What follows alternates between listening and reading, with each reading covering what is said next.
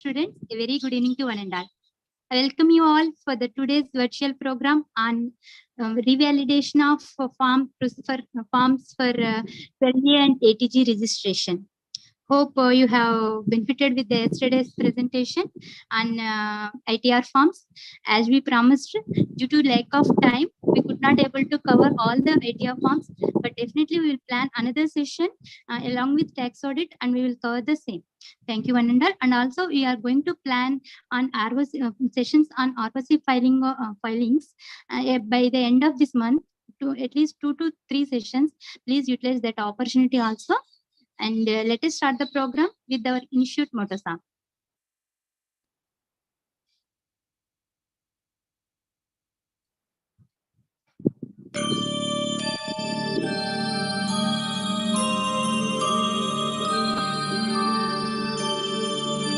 Yaesha supteshu jagrati Yaesha supteshu jagrati Kamam kamam kamam kamam Purusho nirvimanaha Tadeva shukram Tada brahma Tadeva amritamucchate Tasmin lokaha shataha Sarve tadunatyavitascha Etadvaita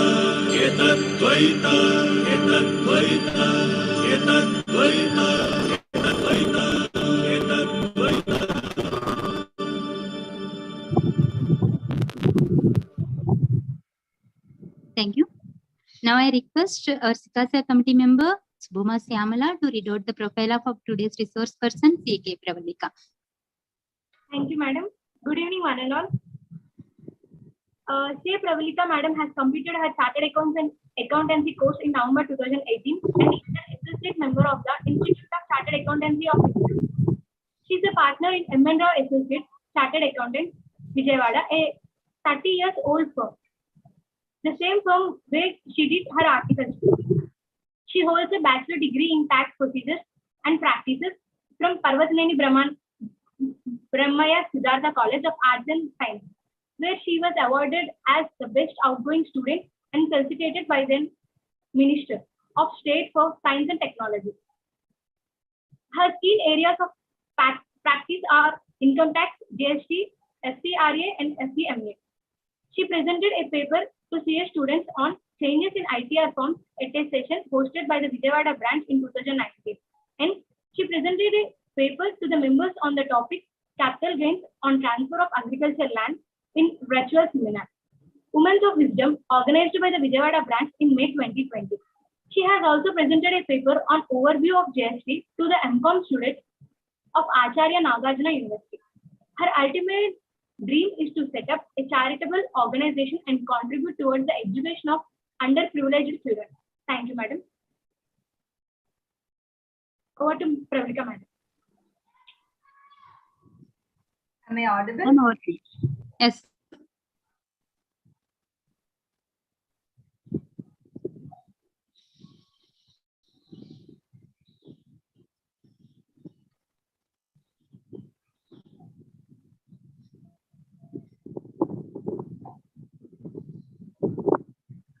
Can you see my screen? No, ma'am. Just a minute.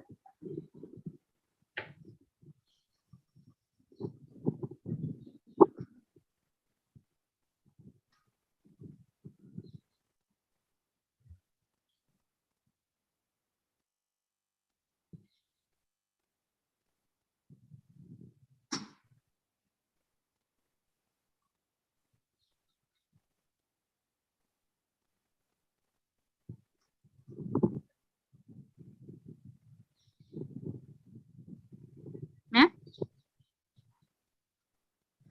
Hello? Ah. Just a minute. Okay.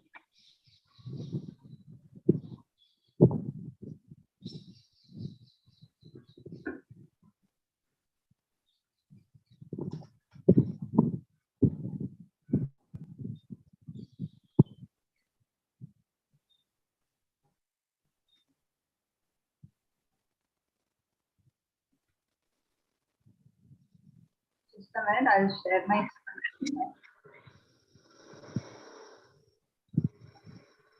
Is it visible now?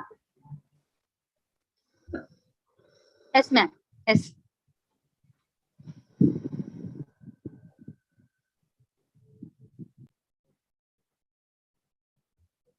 Yeah. Good evening, one and all. Firstly, thank you for the introduction. I hope all of you are safe and doing good amidst these tough times. I think it is important for all of us to be balanced, because either worrying too much about the situation or being negligent, neither won't work out. We have to be balanced. As they say, you have to grow through what are you going through. So let us hope that every bitter experience we face, they say, teaches us a good lesson. It helps us to be a better version of ourselves. So let us take in that positive sense, and let us hope all of us overcome this very soon. Well, moving on to the session. Firstly, I think we must be thankful to the branch. As they say, changing times need changes in approach too. So because of this pandemic, we are not able to have access to the physical seminars like how we used to have before the lockdown. So immediately they have come up with the good initiatives. They are organizing virtual sessions. So thanks to the management, managing committee, they always, come forward and try in every possible way, to benefit the students and also the members. I think we must be thankful for having such a dynamic team over there. And now also they have started a series of practical sessions to the students. Like last week, you all had on TDS and TCS written. Yesterday, you all had the session on ITR forms. So the series which they have planned, they want to focus on the practical and the procedural aspect. So as a part of that, today we'll be dealing on the forms for the revalidation and renewal of 12A and 18. I hope I'm audible. Yes, ma'am. Yes, ma'am. Thank you. Yeah. You're audible. As I said, today we'll be discussing firstly on certain content. The background. Okay, what is this 12A and ATG revalidation, re-registration? A bit basic we'll be covering. Why is the need for us to discuss at this moment, and why it is so important now, especially why these forms are important. Next, we'll be getting into the forms, the form for revalidation, form for renewal, and there's another new form introduced in the Finance Act 2020, that is filing of statement of donation. And at last, we'll be discussing, certain ancillary forms like FCRA, then CSR form, and that one. These I've included because when you see the form, you'll understand, because we have to give certain other details like this FCR and that one details also in your 12A and ATG registration forms. So we'll be, just having a glance at them also. So we know that these 12A and ATG, these are the exemption sections, right? Given to the charitable organizations or charitable institutions. This registration gives them the eligibility to claim exemptions. 12A. Coming to ATG, the donor who contributes or donates to such a trust which has ATG, he'll in fact get some tax benefits. So whenever there is an exemption or benefits given, the problem is, one hand, the eligible organization must get the required benefit. And on the other hand, the government or the department always want to have a check that there is no undue advantage or undeserving institution will not, misuse the exemption or, enter into some malpractices or something. So that is most important. What happened is, before these new forms or new procedures introduced, the registration was a one-time registration. The 12A and ATG, it was given as a one-time. So there was no renewal process or there's no revalidation. It was like a kind of a lifetime registration given to these organizations. So now what the department thought is, there is a need to revalidate the existing registrations. Means to have a control whether they are meeting their conditions for registration, whether they are meeting the objectives, and also it wanted to make the system more effective. So it wanted to have an electronic database because there were many old organizations where they didn't have proper records also. Because earlier I'll show you how a 12A registration letter, how it used to be. Even the client, neither the client nor the department also in certain cases, they don't have any proper record. Okay, whether a particular trust, whether it had 12 or 80G 10, 20 years back, there was no proper record. So in order to meet all these problems, so it has rolled out a procedure. I'm telling you this background because always when you understand, when you know the reason for bringing out a new provision, then you will understand the procedures better. So I'll take you through the budget memorandum. This is an extract of the memorandum. Like you see, every budget in the memorandum, it explains the clauses, right? It explains the. Just a minute. I'll show you the memorandum.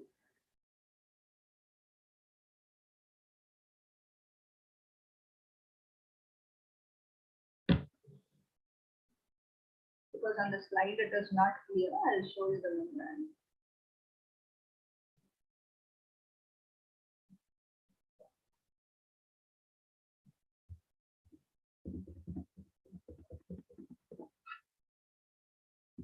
So this is the budget memorandum 2020.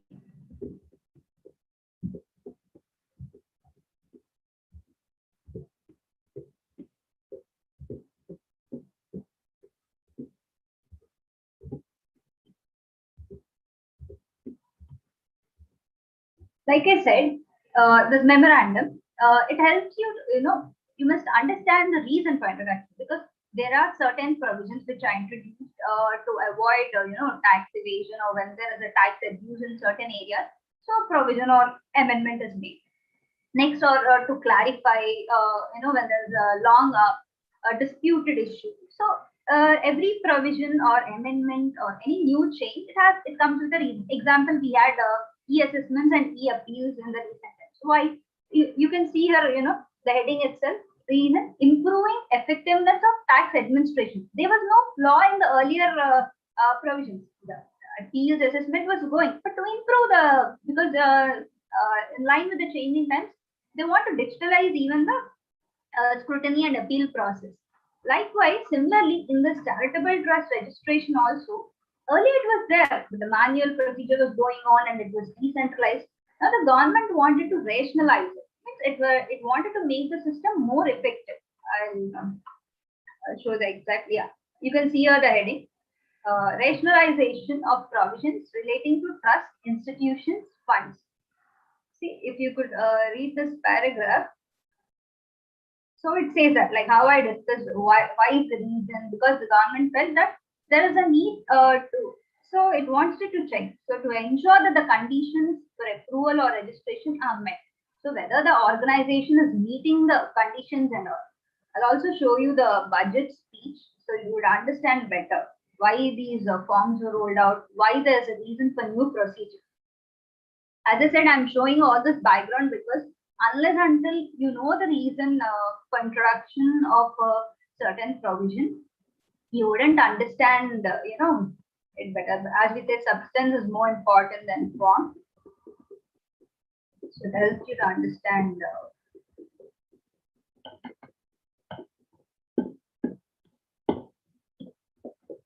I think I have some slides.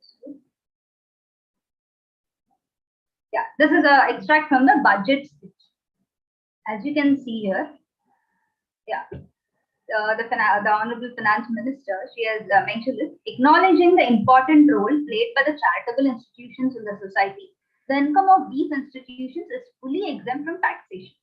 Further, donations made to these institutions is also allowed as deduction in computing the taxable income of the donor. The second and third points are regarding the statement of filing of donations that we will be doing at the end.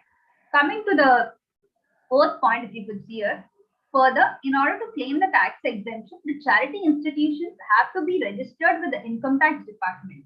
In the past, the process of the registration was completely manual and scattered all over the country. You can see here, right? As I said, so there was no proper mechanism. It was scattered and it was a bit decentralized. There was no electronic database. So in order to address these issues, it has come up with a new procedure.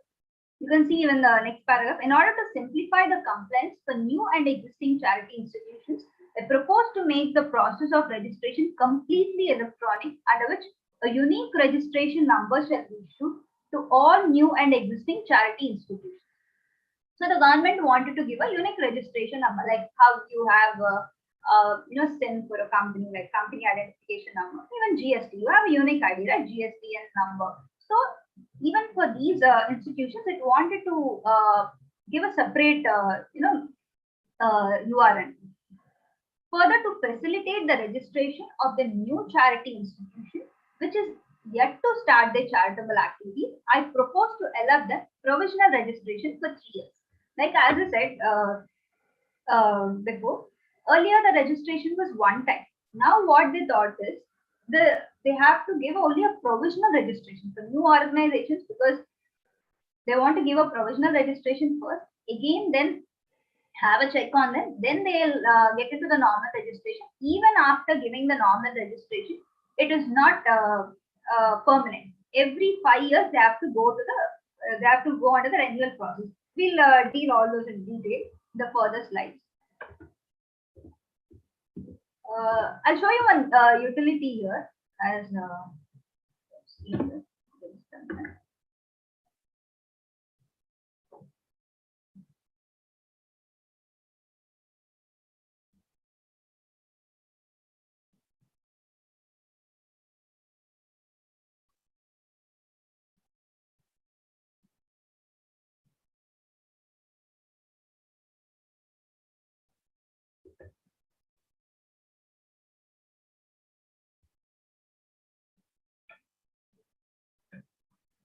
I think that hyperlink is not working. Just a minute.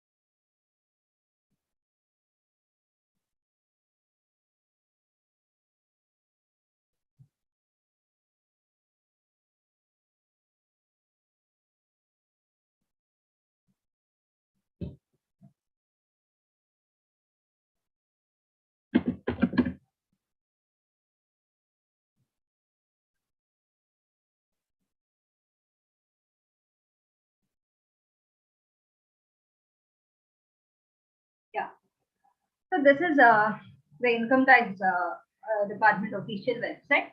So as I said earlier, also there was a database of all the trusts, but it was not, there was no complete information, because as I said, because earlier it was a manual process and decentralized. I have come to this page just to show you that not only this topic, any other yesterday or had a session on income tax returns and all. Please try to make use of the utilities available on the website. There are a lot of information. Example, you want to read about a particular section or something. You have under the taxpayer services, you have the act and rules. The latest up to date it is available. And a lot of utilities, you have advanced tax calculation and all. You can have, and especially now, since most of you are not able to have, access to your offices and not having access to your seniors or your principal auditors. So self-learning is very much need of that, especially students and articleship and not able to visit their offices. Even in fact, yesterday, while filing the returns, you might have observed, step-by-step process is given for every application or form, everything with screenshots. Even normal people, even a layman can understand. In such a way, all the instructions and forms are designed.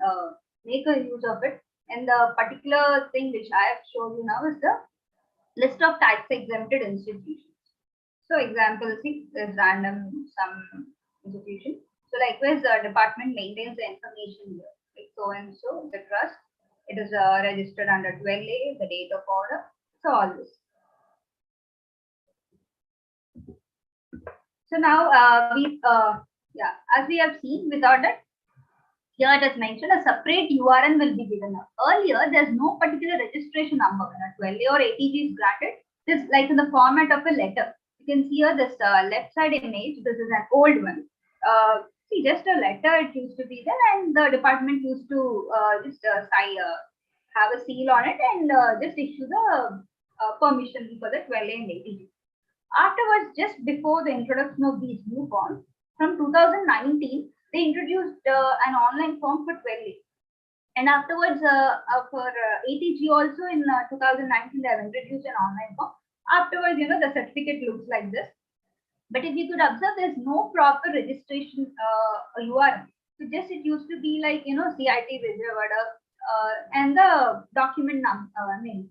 Just the letter number. You have to give a reference to your letter. That's it. So there's no particular record. So now what they have proposed, we have seen in the budget speech as well as the memorandum. So now they have proposed for a unique registration number. Now you might get a doubt. I was referring to Finance Act 2020, and I was at the same time saying this is important now because this is a latest provision and every trust should meet all these compliances. But afterwards, there's a Finance Act 2021 also. So why this is important now is, because of this pandemic, there was a delay in the implementation of this process. Earlier, it was proposed to be implemented from 1st June 2020. But because of this COVID, it got extended, and the effective date of this new provision is 1st April 2021. Like 1 month ago, just around, these forms are notified. Like by notification dated 26th March 2021, the department, came up with a notification and listed out the forms, applicable forms. So the effective date for this new process is 1st April 2021. Prior to that, all the organizations, they have to, till 31st March 2021, the old process continues. So now what are these new forms? What was notified in that 26th March dated communication? As I said, firstly, what the government proposed is all the existing entities. Suppose you had a trust, it was created around 10-15 years back, and it had 12 and ATG registration. So it is an existing trust, right? So all such trusts, they have to get themselves re-registered. So re-register or revalidation, whatever you call it, validating your registration, revalidating your registration. They are already registered. They were given 12A and ATG certificates. But again, every such trust which already had an existing registration, now they must revalidate their registration. Next, suppose you are a new trust or a society, charitable society. Now, if you want to apply for registration, they will only give you a provisional registration. Okay, only a provisional registration is given. After a certain time, I'll show you in detail what is the timeline. You have to apply to the normal registration. And one more thing, I said no, existing trust must also get re-registered. So that is also again not permanent. So simply re-registering now wouldn't suffice. Again, so even though you get your registration revalidated, for every 5 years, every trust they must revalidate their registration. Let it be 12A ATG. Suppose you have a trust that has 12A registration as well as ATG registration. So it is existing trust. So now you have to revalidate the 12A registration and also the ATG registration separately. So every such here you can see like 12A and ATG. Today we'll be discussing only about this two. Yeah, similar to that, you have 1023 exemptions which are given to the educational institutions, medical institutions, and certain scientific and research institutions. They are given certain exemptions, right? There are certain religious organizations also. So all them, whoever were given certain benefits or registrations earlier, so they have to get re-registered. And also for the new organizations also, and for the fresh applications also, they have designed a process in such a way that it is not one time or permanent, but there is a check at every particular stage. Now, coming to the first, we'll discuss about what the existing organizations must do. Okay, Form 10A.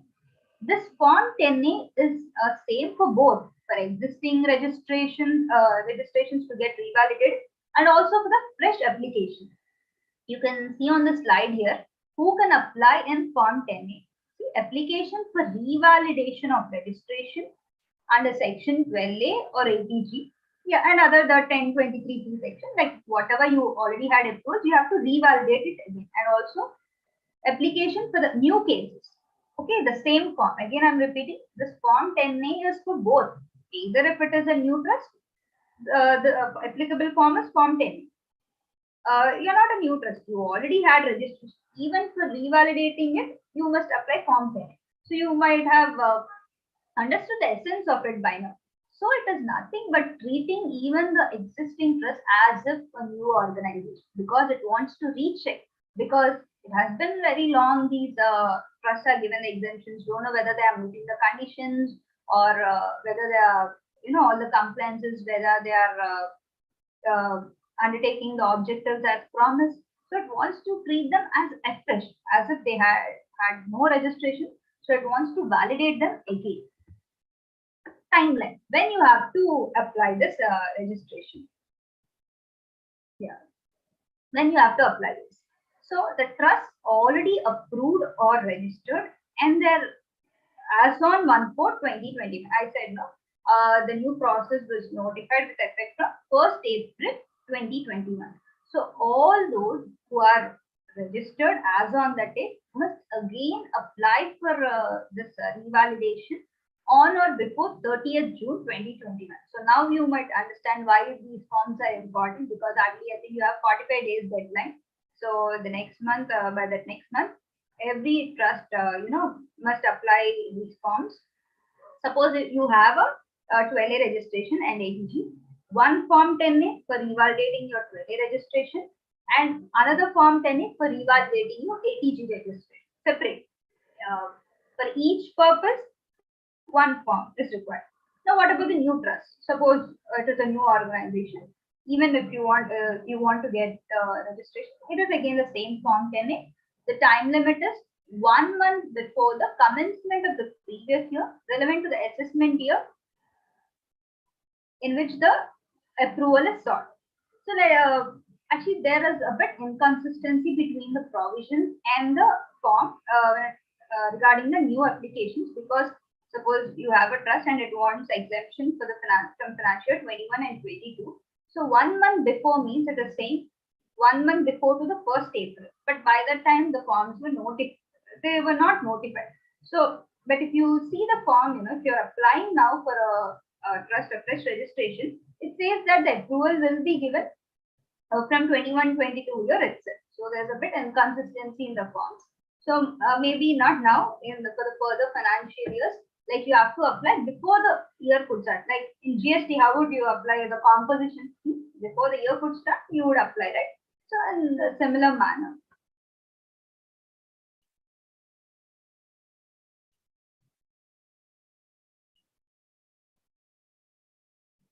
In a similar manner, you would apply this.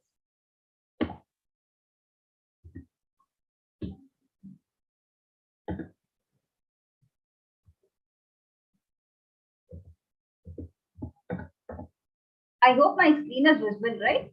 You can see the slides. Yes, ma'am, it's visible. You can see the slides, right? Hello? Hello? Ma'am, everything is clear.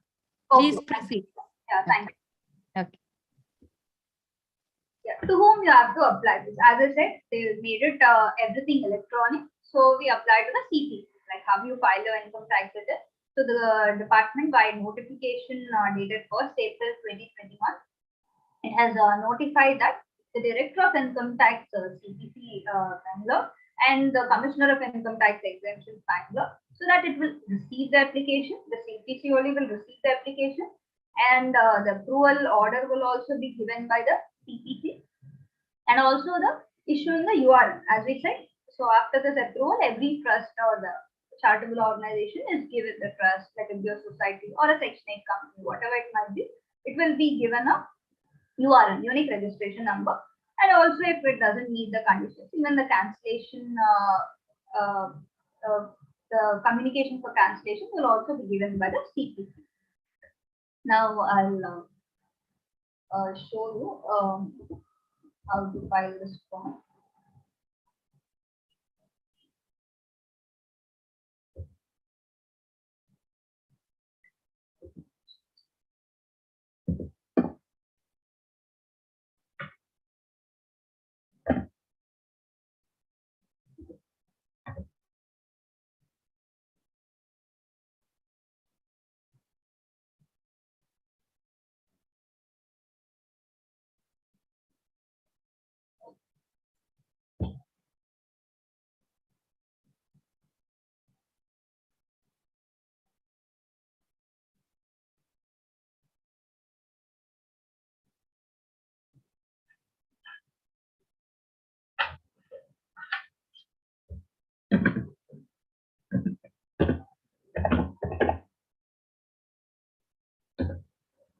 So I'll try to show you the to the maximum extent possible, because you all know that certain data is sensitive and it's confidential. So I'll try my best to show you, to display this.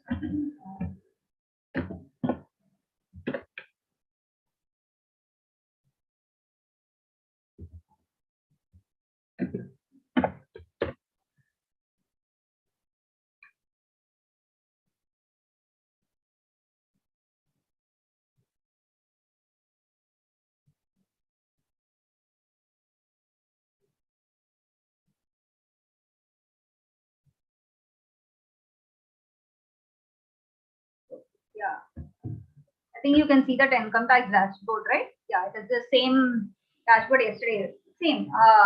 The dashboard which you use to file the income tax, it is the same here also.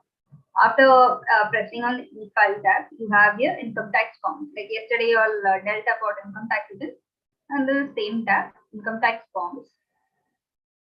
Then form name, as I said, it is form 10A.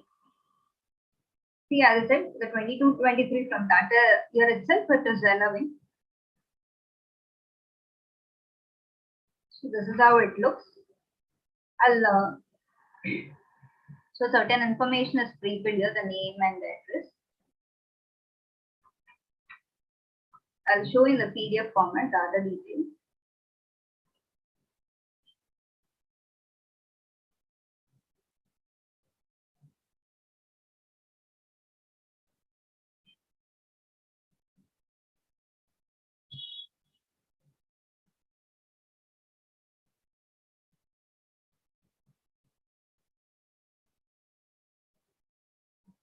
So can you see the form 10A here?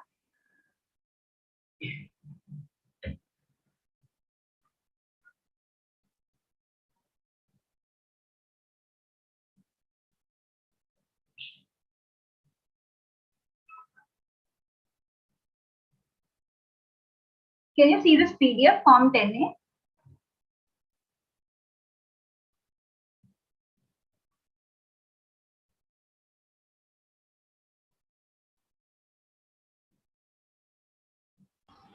No, ma'am. Form 10A is not visible. The PDF. No, ma'am, it's not visible.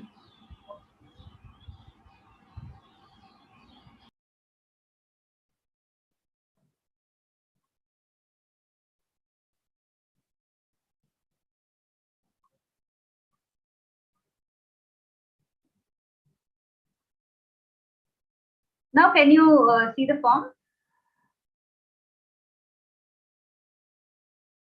No, ma'am. My screen at all is not visible, or you're able to see Your something? screen is visible, ma'am. Income tax website it is there.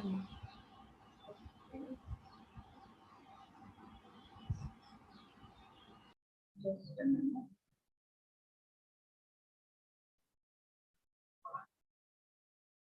Yeah, now it is visible. Yes, ma'am. Okay. So the same form which we have seen on the dashboard, right? These are the same particulars. As I said, the first thing, see the PAN, when we have logged in, I think if you could observe, certain details are pre-filled, like your PAN is pre-filled. Here also in the form, if you could see. Just a minute.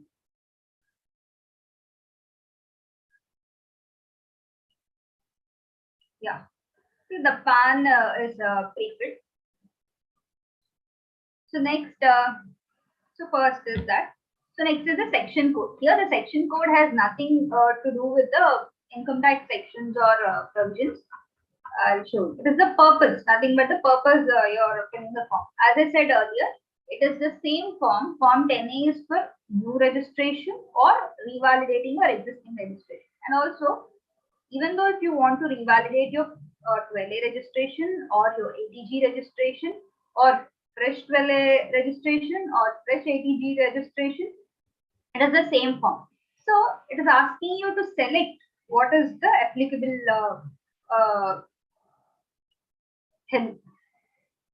It is asking you to select what which is relevant to you. Suppose example, we are filing for a trust which has no ATG registration and it is afresh. So the applicable thing is the point well. I'll show you the reference to these clauses now. Again, if you're in if it has an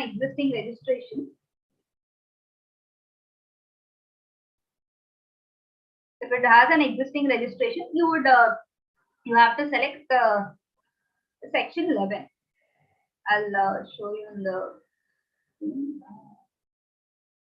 Is the PPT visible now, or you're still able to see the form?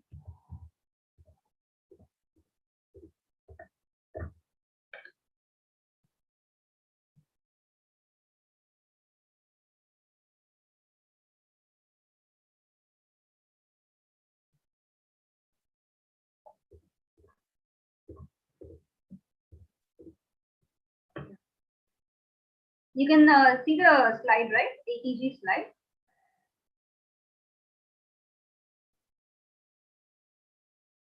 Hello. Yes, ma'am. Can you see the ATG slide? Yes, ma'am. It's visible. So you have read there, right? Clause 1, clause 4. What are these clause 1 and clause 4? See here. It is given, right? Where the institution of fund is approved under clause 6 as it stood immediately before the amendment of this act. So it is within 3 months from the first day of April 2020. That means existing registration. So this clause 1 is nothing but regarding the existing registration. Suppose there is a trust which already has the ATG registration as on 1st April 2021. So the applicable clause is clause 1. Next, for the new registrations, you could hear the fourth point highlighted. In any other case, at least 1 month prior to the commencement of the previous year relevant to the assessment year for which the approval is sought. Nothing but your new registrations. So nothing but your new registration. See, so the clause 1 is nothing but for the existing registration, and clause 12, point 12 is nothing but for the new registration. Likewise, same for 12A also. If it is an existing registration, same. If you go to the 12A section, you would have such references. If you would, if it is an existing registration, it is the first point. Number 1 is to be selected. That is nothing but a code. So that based on the requirement or based on your purpose, certain fields get automatically deleted, and because the information which they require based on the purpose of the form, the information varies, right? when you go to the documents to be attached, you will understand. Suppose you are applying for a trust that already has a 12-year registration. Of course, what would be the basic requirement? It will ask you the existing 12-year registration. Suppose you already had an ATG registration. It will ask you the existing registration to attach to the application. Suppose you're applying for a fresh registration. You won't have any existing registration, right? So that is how it is asking you to select the purpose. So which is applicable to you? Why are you filing this form? So based on that, the requirements changes. Next, nature of activities. Whether you're a charitable organization, religious, or both, religious come charitable, you have to fill it. Next, the type of constitution. Are you a public trust, society, company? Because Section 8 companies. You have to fill the applicable column. Next, the instrument for creation. Like if you have a trust, it has a trustee. In case of a company, you have the ROC certificate. Likewise in societies, you have the registrar of societies, the certificate given by the registrar of societies. So after that, the registration details. What is the incorporation date, the incorporation number, approval granting, registration. For example, I'll show you one trustee, then you'll understand.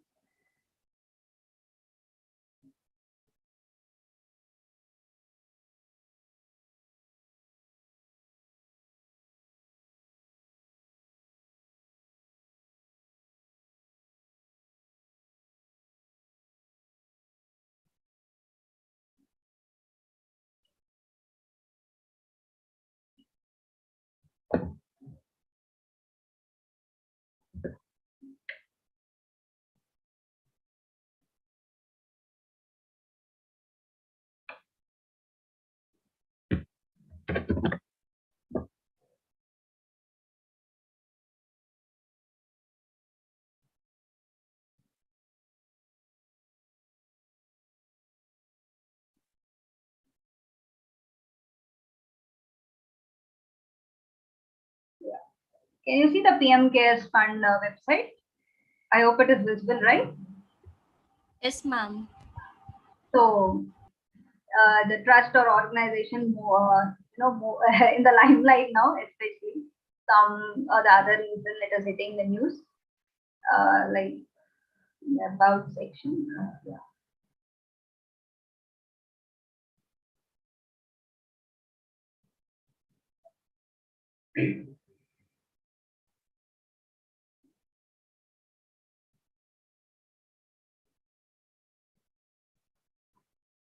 Yeah. So this is the trustee. So this is a stamp paper. Like in Andhra Pradesh, yet we don't have the e-stamp. Now this is in Delhi, like in cities like Delhi and Karnataka, you have the e-stamp. Here it is manual. Right? Trustee, you have that stamp paper with the currency like 100 rupees on the document. This is just an e-stamp paper. You have the denomination here. Suppose you have to fill form 10A for this particular trust. So let us see what is the registration number and all.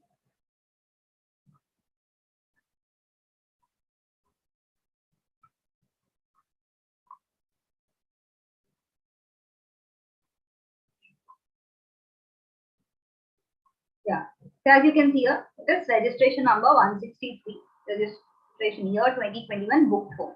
Because when it comes to a trust, it is just like how you have a property document, right? You write the document and you go to the registrar office and get it registered. Same way, the trust it writes the trustee and it gets the trustee registered with the sub-registrar office. Like same like how you register your property transfer document.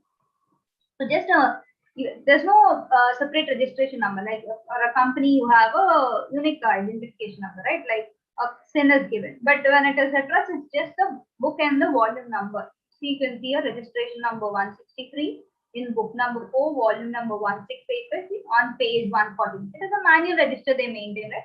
So in into the folio, the particular reference is given to that. So dated 27th March 2020.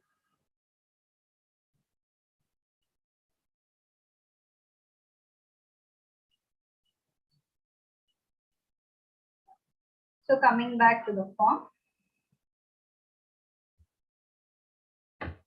Next, authority granting registration or incorporation. Like we have seen, whose authority granting registration? We have in that example we have seen it is the sub-registrar. I'll show you again. Here you can see sub-registrar New Delhi. Suppose you are filling this form 10A for this particular trust. You will mention these particulars. Likewise, any other applicable organization. Suppose if it is a Section 8 company, you will give the ROC details. Next, if it is a society, the register of society. Because in case of a society, it is the district registrar who approves it. So you give those details. All the basic details. So they want to know, have a record of your organization. Next, objects of the applicant. Here the objects, the drop-down list is not displayed. I'll show you in the PPT. See, like you can see here, the objects, whether it is for religious purpose, relief of poor, education, medical relief, yoga, preservation of environment, so advancement of any other object of general public use. The applicable radio button, you will put the tick mark. So as we know, it's not confined to one. An organization can have more than one. Like it can contribute to the relief of poor, education, as well as medical relief. The same organization can be dealing in all these activities. Next, moving on to the form again. Yeah. Next column. Whether the trustee contains the clause that the trust is irrevocable. Okay, whether it has the clause that it is irrevocable, it is asking. So again, moving on to the same example. We have taken a sample trustee because as of now I can show you only this trustee. I can, yeah, see the point number 20, because this is a general clause, standard format which is present in every trustee. Means that irrevocable means the objects or the objects of the trust is not cannot be changed without prior permission of the beneficiaries as well as the regulatory authorities. Means it is for it remains valid for all times. So you can see here the trust of this trust shall be remain shall be remain irrevocable for all times.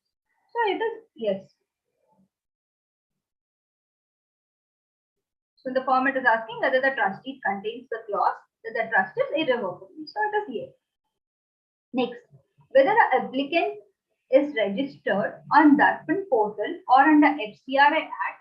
And one more point before getting into this. In the 6th point, actually there's a bit error in this form because it is asking whether the trustee contains this clause. So it is particular about the trust. But what if suppose you're a society or a Section 8 company, this point 6 is not applicable to you. But in the portal, for all the organizations, this point is asking to be filled. I think some inadvertent error over there. Next, 7th point, like I said when I was in the starting.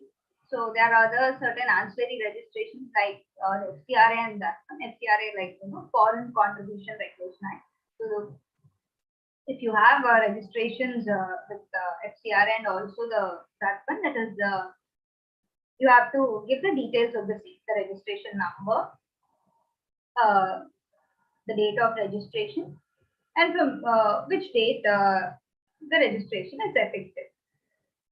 Next, whether any application for registration made by the applicant in the past has been rejected.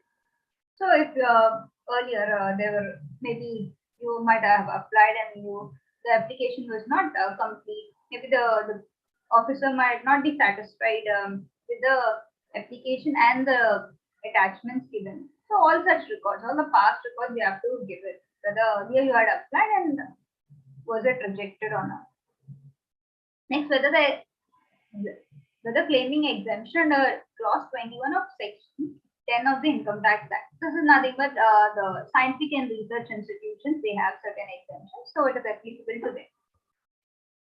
As I said in the beginning, for all, either for 12A approvals, ATG, and the approvals under section 35, the Scientific and Research Association, and 1023C, all these organizations, the applicable form is 10 only.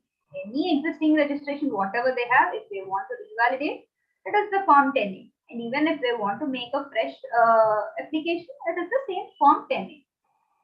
So the 9th point it is, you have to give the details of the trustees. If it is a trust, all the details of the trustees, and if it is a society, the members of the society.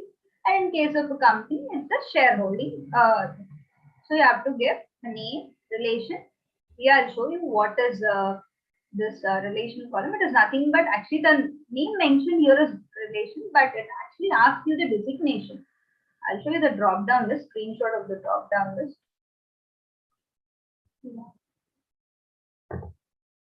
Yeah. So this is the screenshot of the drop down list. So you can see in that relation tab it asks whether it is a managing director, director, authorized signatory, trustee. Suppose I have highlighted this because example we have taken an example of trust, right? So if it is a trustee, you will give the trustee's details. You will give so and so name ABC. Then who is he? He's a trustee. Like in any other case, whichever is applicable to you. Okay, you will fill. And if it is a company, you will give the shareholding pattern. Unique identification number. It is again unique identification number is nothing but your PAN or other. I'll again show you the drop down list for that. Yeah, see. If you click on that unique identification number, drop down list is displayed. Whether you're giving the permanent account number, that is your PAN, Aadhaar number, passport, or your license, or such. If you have PAN or other, that is compulsory to be given. In case if it is not available, then the other details will be given. Next, the address, mobile number, and email address. All the basic, all the KYC is to be given. So point 9, you can see. In case if any person mentioned in the above row, that is 9A, is not an individual, then provide the following details of the natural persons who are beneficial owners. Nothing but if all the persons filled in point 9 are individuals, then it is okay. Suppose if it is other than individual, then it is asking the shareholding pattern of such entity. Means finally, who are the ultimate beneficial owners? Next, point number 10 it is asking whether you have filed the latest assessment year, written for that latest assessment year. Next, the point 11 to 20, these are details regarding the asset and liability details, long-term liabilities, land and buildings, fixed assets, and it is asking. So, if you see the point number 20, it is your income details. So, what are the income in the previous 3 years? So, whether it is, you have to classify that income, whether it is a government grant, whether it is a grants received from companies under the CSR initiative, or whether there is any specific grant given to you, or if it is any other category. So you have to classify the donations or receipts, whatever you had in the previous 3 years. Next, 21A and 21B is asking whether the fund or institution has incurred any expenditure of religious nature. If so, the details, the pattern means what is the amount incurred, what is the expenditure, and the percentage of that. This it is asking because in section 8, in order to have an ATG approval, if you undertake religious activities or religious expenditure, that is not enough. But it can you can have up to 5%. So that is why it is asking in order to know whether the percentage of your expenditure on religious activities, whether it is up to 5% or not. If it is up to 5%, then you will be granted ATG registration. But if it is more than 5%, you won't be granted. So that is why, as I said, the form always is nothing but it will be in line with your provisions and the purpose. So the government wants to check, right, whether you are meeting the obligations. So it is asking the relevant details. So these are the 21 points. As I said, based on your application, the reason why are you filing, the other points will be applicable. Like example, yeah, point 21 and 21B are applicable only if you are applying for ATG registration, because there is a condition with ATG approval. I'll show you the relevant instruction, you will understand then.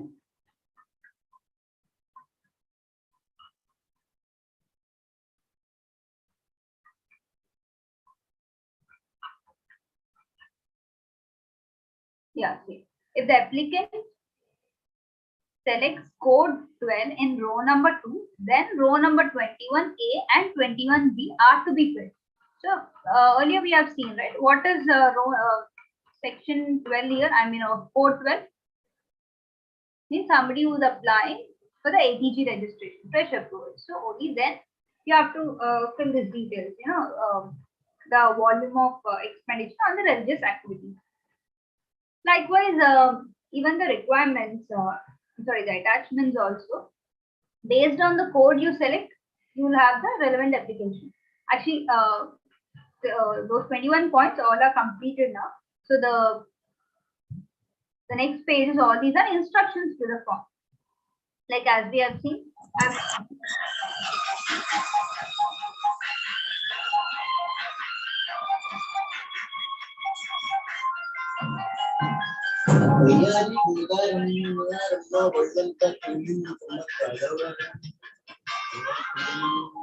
Hello.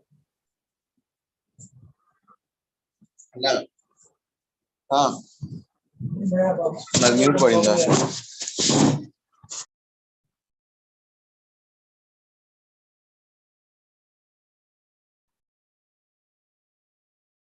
Hello, can I continue? Yes, ma'am, you can continue.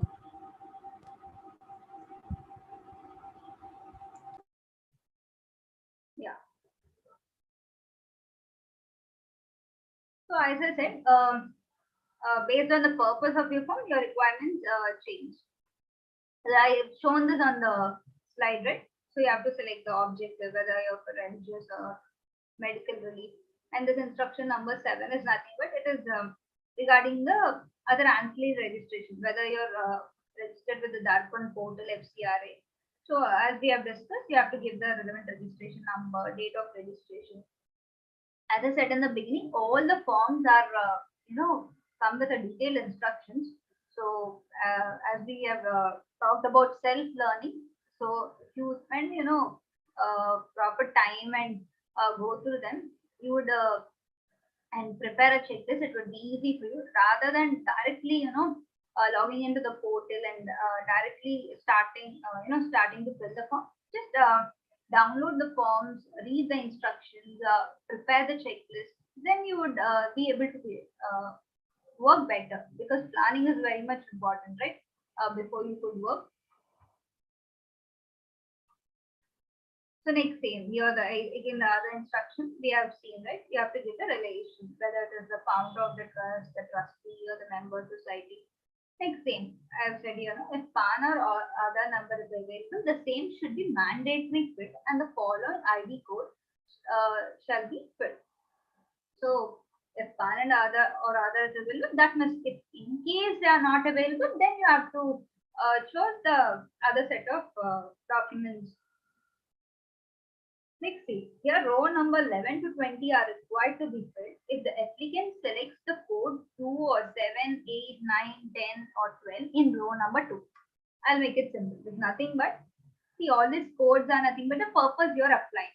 We take one example. What is 12 we have saying? When you're applying for ATG registration or fresh registration. So you have to, so similarly 2 is for if you're applying for a fresh 12A registration. So somebody who is applying a fresh, they have to give their asset and liability details. See 11 and 20, I'll show you. What are the points 11 and 20? Just now we have seen the asset and liability details. So that's why in the beginning I've said the purpose, based on the purpose you select, your requirements changes, because the same form is notified, right? For various purposes, whether it is the re-registration, renewal, I'm sorry, not renewal, for the fresh registration, it is the same form.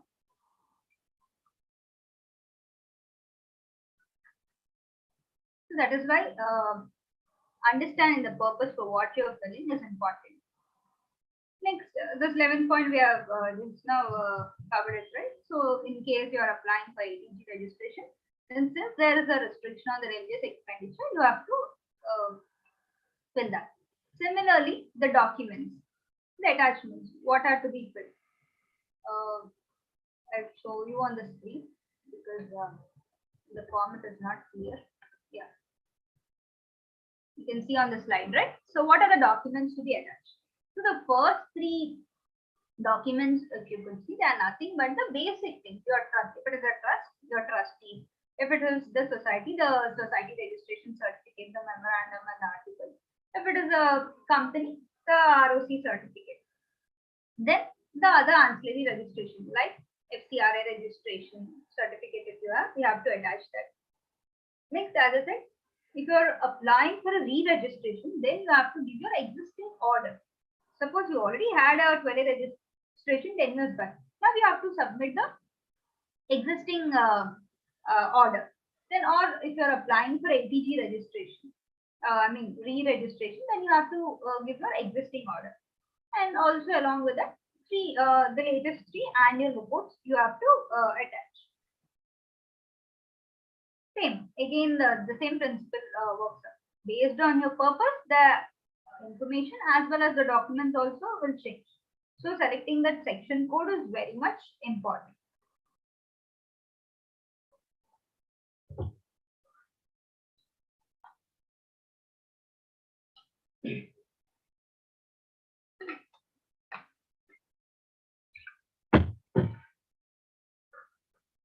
So selecting the section code is very much important.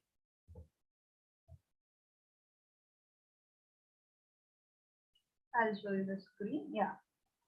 See, example, we have seen that if it is code 1. Code 1 is for whom? Somebody who's having already the existing registration and it is applying for a 12A revalidation. So you can see the attachment. One thing that changes is you have to give your existing order. Suppose code 2. As I said, code 2 is for somebody who's applying a fresh registration, for 12A, fresh application. So they don't have an existing registration, right? See, the requirement change. Here it is asking self-certified copy of the rejection of the application. So earlier, if you had made an attempt and your application is rejected, then you will have. Similarly for ATG also, if you already, we have seen, right? Say code 11 is for re-registration or revalidation of ATG. Code 12 is for fresh ATG registration. See, self-certified copy of existing order granting registration under ATG of the income tax act. So give your previous order. If you're applying for a first time, that is fresh registration, if at all you had applied and had a rejection, attach that order. So based on the purpose you're filing the form, your requirement changes. Documents to be attached and also the information. So again, as I said, separate forms have to be filed. Suppose you want to revalidate your 12A registration and also revalidate your ATG registration. So you will be filing your form 10A for 2 times. So one for revalidating your 12A registration and another form 10A for revalidating your ATG registration. Or you might have another scenario. You already had a 12A registration and now you want to have a fresh ATG registration. So what you have to do? First, revalidate your 12A registration. Which form? Form 10A. No, that you will do once. Next, you want to apply a fresh ATG registration. What is the form? Again, form 10A. So in the dashboard, so one after the other you have to file simultaneously. Filing is not possible. And one more thing, when I logged into the portal, I've showed you the screen, right? I'll again now just share you the screenshot.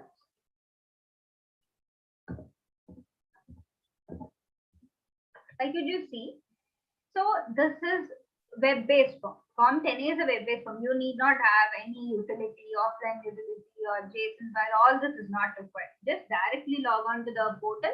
Like have your ITR1. Yesterday you might have seen. For ITR1, you can directly fill in the website itself and you can save it. And another advantage is like you need not fill the whole form at a single go and you proceed to file. You can fill in parts, you can save the form, again revisit it. So it is very much flexible. So you need not have any utility for this. So you can directly go onto the portal, say, fill in the information, save it. Again, you can have a draft of it, and again you can add further details. So it's not, there's no requirement that entire form should fill at in the single view. You can save the data, you can fill a part of it, and you can again revisit later. Yeah. So we have seen, you will fill all the required information. Same, we have seen in the PDF format, that is how it displays in the online form also, the same particular. After filling in, like you have a submit button here. Yeah. After filling all the details, you will click on the save draft. So just after that, you will have preview and submit. So you can just verify before you could file, and just there will be a submit button, and you would upload it. Now, what happens after filing this? So after filing this, as I said, the approval is granted in form 10AC. The CPC, from the CPC you will receive it 10AC if it is granted. And again, you will also be given a URN, 16-digit alphanumeric URN will be given. And of course, the third bullet point will be on the slide. It is nothing but if the department finds out that you have given some false or incorrect information, at any point of time, it can cancel the registration after giving you an opportunity. So this is the format of Form 10C. I'll show you.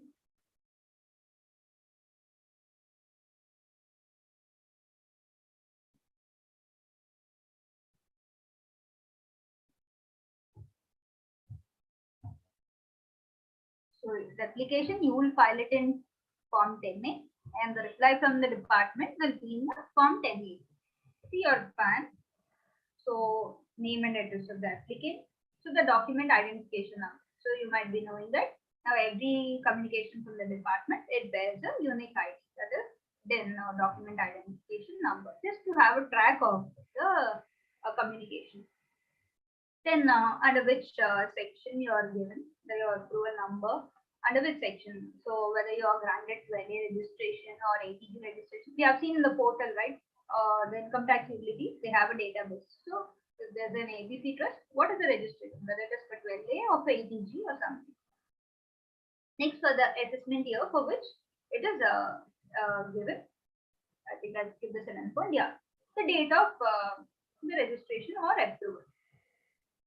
So you can see here the point C, just read out in our previous slide.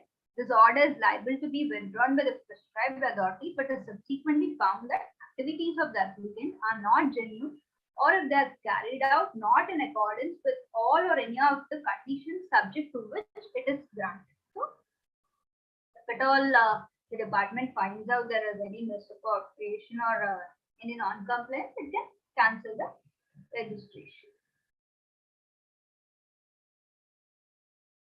Yeah.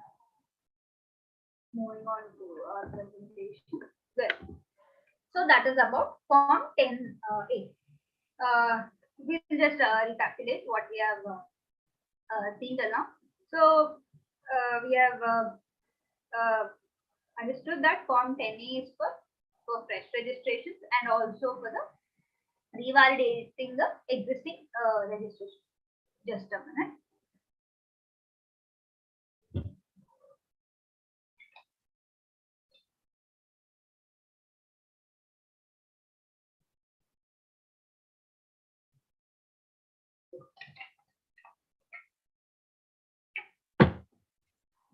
Yeah.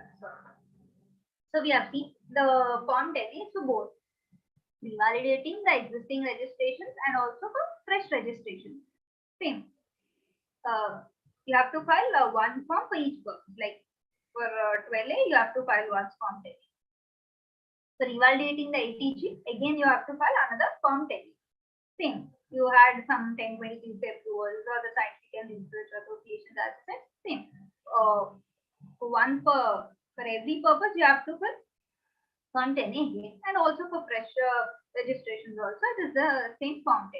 And we have gone through what are the various requirements, and we have seen that this is a web-based form. It need not require any utility or offline utility. Directly you can go to the website and fill. And we have seen the various documents that have to be attached to this form, and also the information. You could see all it was the basic information, right? Firstly, it asks about your organization. So, who are you? Are you a trust, society? Then your registration details. Then your other ancillary registrations.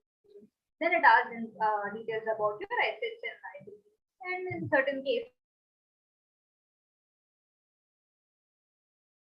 the documents, if you could see, all of the basic documents, just your incorporation documents and the latest 3 years returns, the annual reports. Next is, so the second part of our discussion today, renewal. As I said, even though the revalidation process is done or you apply under the fresh process, this is not permanent. Again, the department revisits you for every 5 years. Suppose there is a trust, so it was it had 12A registration. So let us say 10-20 years ago. So it was existing as on 1st April 2021. It had an existing valid registration. What it has to do, we have just now seen that it has to first file Form 10A, revalidating its registration. Okay, fine. So if you think there is the matter, it's not right.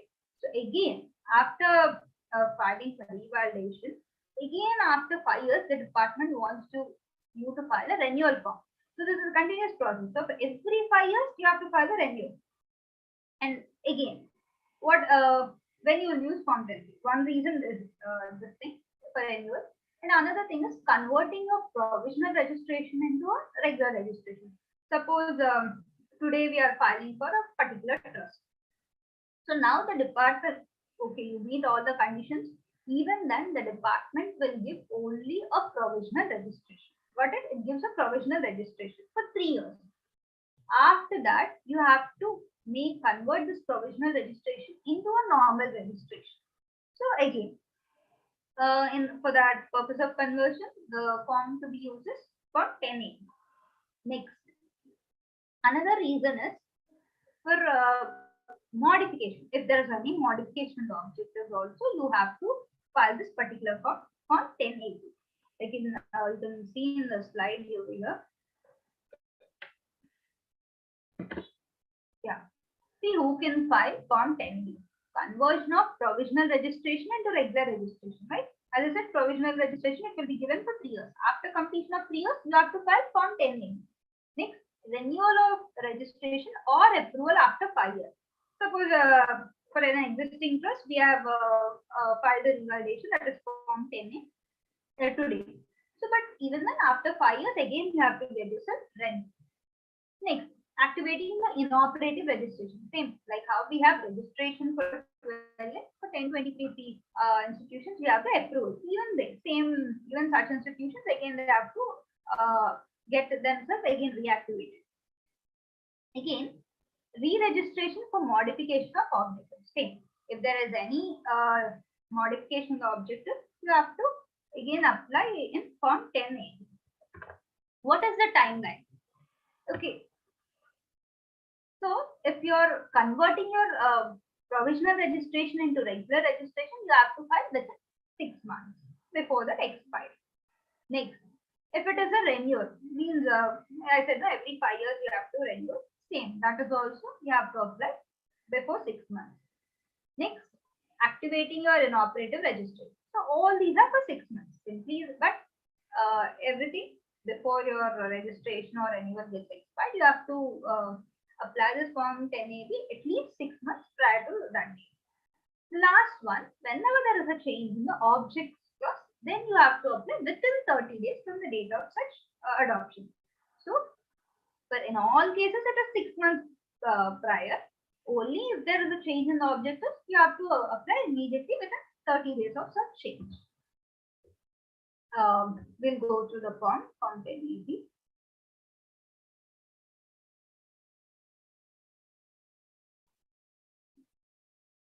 It is quite similar to the form 10A we have seen.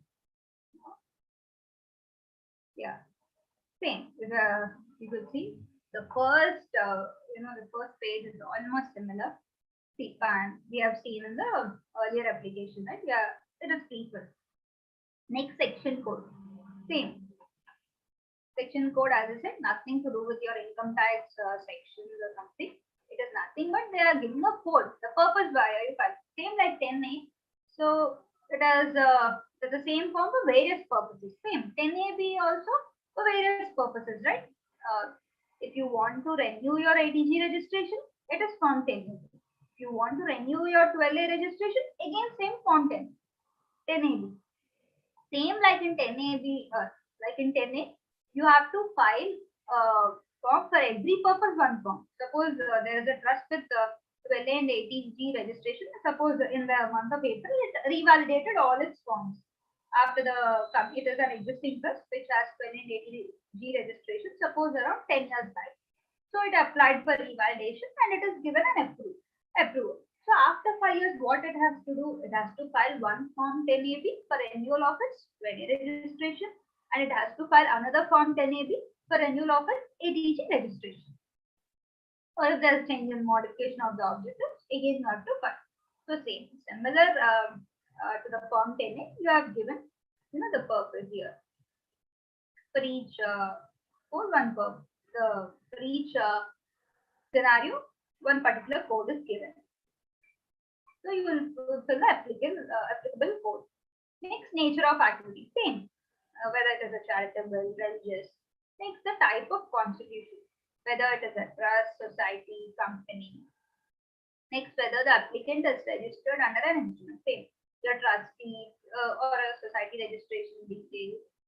Next, your Darpan details, FCRA, you have all these are same. See, even this point we have come across, right? Yeah, whether any application for registration made by the applicant has been rejected. Same particulars. I think it got stuck. Just a minute.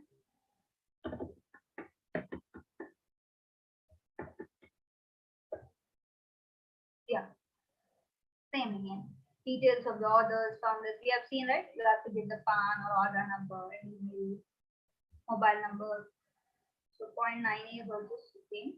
9B also same. If it is not an actual person with the details, then you have to give the beneficial owner's details.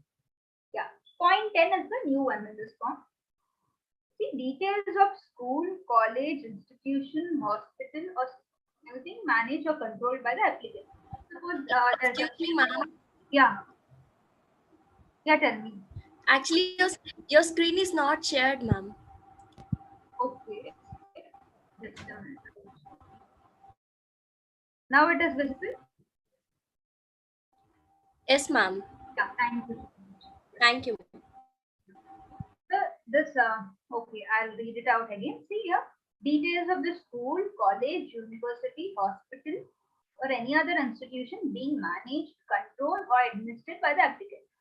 We see, there are few trusts, they run a medical college, they have a, education institution, or they run yoga center. So the various institutions they have the same fund, but they run, various they have various activities. They run a school, they have a college, they have a hospital affiliated to that. So all the various details you have to give it. Next, if there's any other ancillary businesses, you have to give those details. Suppose certain trusts they engage in, most of the religious organizations or charitable institutions, they sell the books or something, or they have some cottages and they, the boarding and lodging facilities, and they have some ancillary income, right? They run some business. If in certain cases, based on case to case, you have to give just the details. What's the nature of the business? Whether you're maintaining a separate books of income, and what are the address of the business and all, the nature of the business. Next, point number 13, you have to give all the bank account details. You can see details of all accounts held by the trust or institution at the time of application in a financial institution, being a banking company or a cooperative bank to which the Banking Regulation Act applies. So the IFSC code, your bank account number, and the which bank, the name of the financial institution, nothing but the bank name. These are the details which you already given your IT return also. Like yesterday you might have seen. In the IT return also, we give all the bank account details. So similar information is asked for. Point number 14, it is asking all your land and building details, even the square meters also. Here, the second column, the first thing it is address of the land and building, where you have the properties.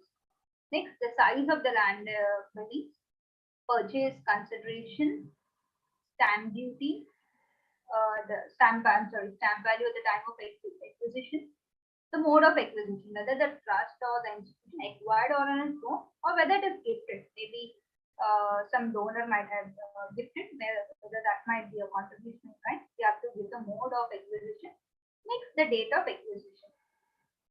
All this, one more point to remember, as I said, this form 10AB at present you won't have the practical applicability because, as we said, the initial registration, the revalidation or the fresh registration, you will have it for 3 years, the provisional registration, and the revalidation will stay valid for 5 years, right? So after 5 years, all this starts, the usage of this form starts. Exception to this is there is a change in the objectives. In the objects, you have to fill this form. Other than that, generally it's not required. Now at present, Form 10A is the form which will be applicable to all the organizations. Because the revalidation, it stays valid up to 5 years. Then you will file after 5 years. Once in every 5 years, you have to file this Form 10A. And the 15th point, if your object is any advancement of any other general public utility, you have to give the total number of receipts under that category and the percentage. This is because you might be knowing, if you are, when we are saying charitable institution and having 12A exemption, so the important point there is charitable purpose. So when it becomes a charitable purpose, we have seen the names over there, whether it is for medical relief or relief of poor, for education, and so on, so yoga. And one more limb is any other object of general public utility. This any advancement of any other object of general public utility, in order to have an exemption, it will be valid only if your business receipts.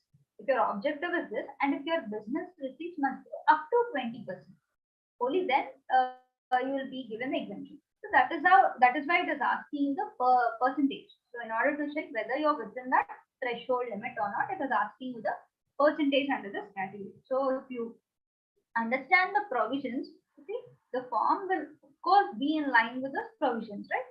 It wants to know what are the activities and what is the percentage of such activities, whether it is meeting the conditions. Next, 16th point, same we have seen, whether you have filed the return of income for the latest assessment year. Next, the 17, 18, same like in the Form 10, the corpus donation, the land and building details, same, the asset details.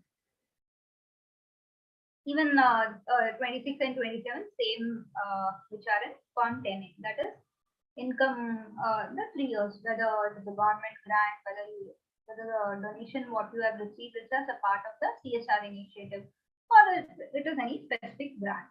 Next, same 27A and 27B, the religious expenditure, which you have seen. Coming to the documents of this form.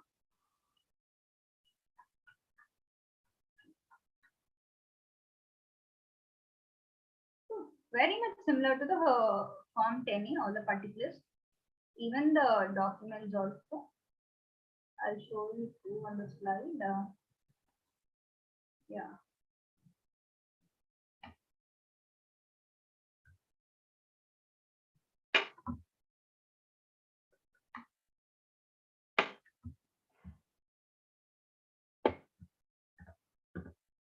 Yeah, attachments. So the first 3, 4 are like similar, right? You have to the copy of the instrument. If it is a trust, the trustee, the registration certificate in case of a company, the ROC certificate. Then you have to give your FCRA registration details. Next, your 12A registration details. If you are an existing trust. Yeah. So you have to give your see point number 5 is copy of the existing order granting registration under 12A or just a minute, I'm not able to navigate here.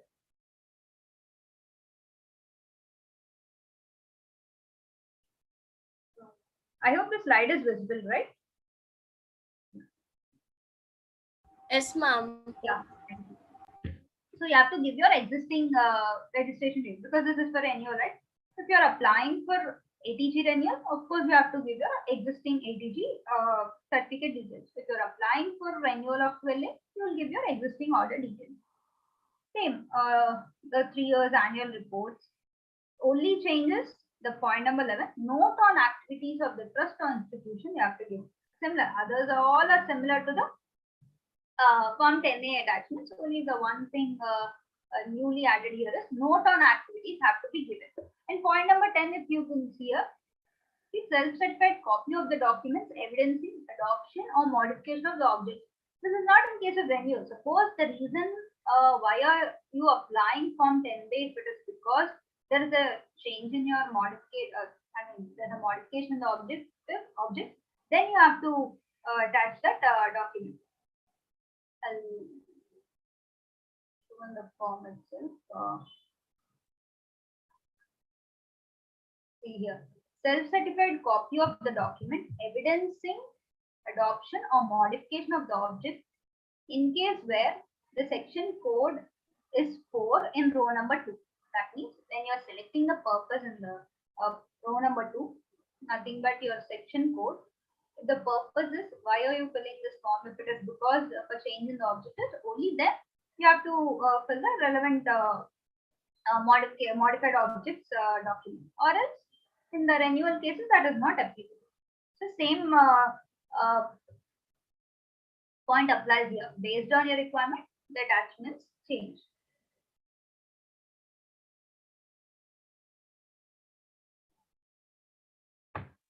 So continuing our presentation. Yeah. So what will the department do after receiving this Form 10A? So it might ask you for further clarifications because unlike Form 10A, why Form 10A will revalidate, because anyhow it will catch you hold after 5 years. So, but when you file Form 1080, the department might ask you for further clarifications and information, and only if it is satisfied, it will renew your application. Same this happens every 5 years, and if it is not satisfied, it will give a rejection order in Form 1080.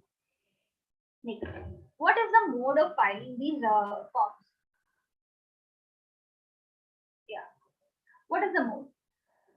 Both Form 10A and 10B, same rules apply. If you have to file, if you are liable to file your ITR using BSc, then you have to file your Form 10A and 10B also using BSc. If there your ITR it is permitted for you to file through EBC, then you can file through EBC. Next, verification, same. Who in case of your return of income, who is the authorized person, here also the same person will sign. Okay, similar to the IT form. Whatever the rules apply to the IT form, here also the same. Yeah. So we have seen about the Form 10AB. So why we file the Form 10AB? For either renewal or for converting your provisional registration into the permanent registration, or when there is a change in the objects, you will file the Form 10A. Now, another form is Form 10B. We all know, suppose, example, PM Cares Fund. Okay, this year, last year, example, you might have contributed to that fund, and you might have claimed ATG registration. what you will do, it is a self-declaration basis, right? In your IT return, you will quote the amount of donation and you will claim the benefit. So there's no proof, right? There's no proof whether you have whether you're claiming it and whether you're eligible for it. There's no mechanism to prove the genuineness or correctness of your claim in the identity. So what the department proposed is, in order all the organizations which are the ATG approved organization and the 35 approved, that is the research association, you have to file a statement in form 10B. Like it's similar to your TDS and TCS written. So suppose there's one there's one particular trust. It has ATG registration. Suppose you contributed 20,000 to that trust.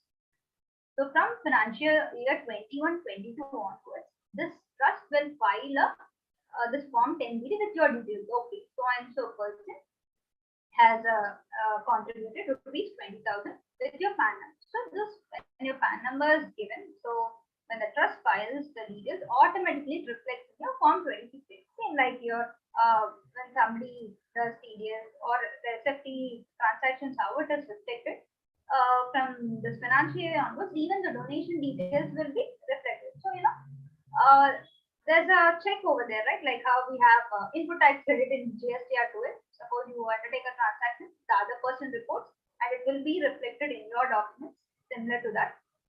Like TDS returns, you have to file the form, and also you have to issue a certificate in form 10B. So this form 10BB, it has rolled out from 21-22 onwards. So when it will be applicable after the completion of the financial year 21-22, that is on 31st by 31st May 2022, you have to file this form. So it is an annual form. So after the completion of the financial year, then you will file. So even this form, it is not applicable now. In the coming years, it will be made operational. How would you report the amount? So you have to aggregate the amount. I'll show you the form, then you'll understand the aggregation and proportionate amount concept.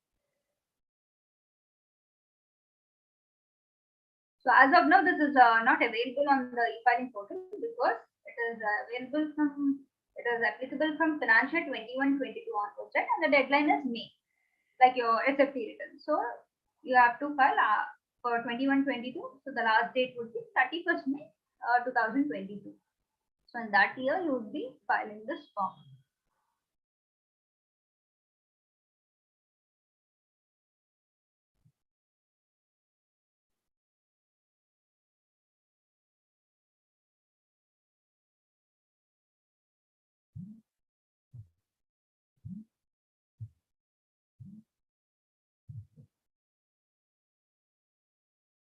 Yeah, simple form. See, suppose there's an ABC trust. Okay, the PAN of the trust for which year? So as we have seen from financial 21-22, you will report it.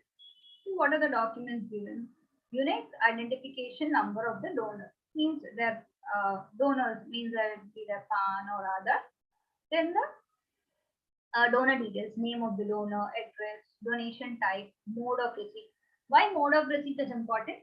Because we know a couple of years ago we had the amendments more than 2,000. Suppose in case of ATG, if the donation is exceeding 2,000, it must be other than cash, or else it is you are not allowed the deduction under ATG. So that is why it is asking what is the mode of receipt, whether it is through cash, whether it is through account pay check, or whatever it is.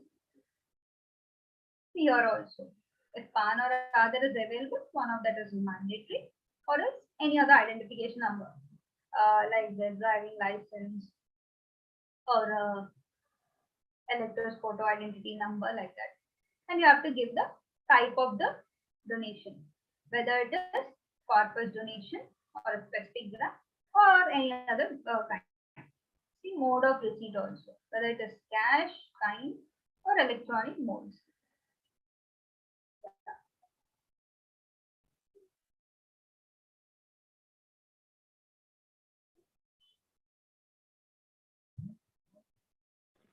Ma'am, share the screen, ma'am. There are people, students are asking to share the screen. You can see the screen now? Please press F5 so that it will be full screen, no? Yes, ma'am, Actually, it is this is a visible, PDF ma'am. form. Yeah, it's visible. Okay, okay. Sir. Hello? Okay, ma'am. Okay. Point number, yeah. See, you can see the point number 7. In case of a donor which have given donations which are eligible under different sections or which are of different types or in different modes, separate rows to be filled for each such combination. Suppose if a particular donor has given corpus donation. So all the donations he has given in the year, the corpus type of donations, you must aggregate it and write. Again, so for each, you have to fill row-wise details based on the type of donation given. We'll move on to the presentation. Yeah, so that is how I have mentioned here.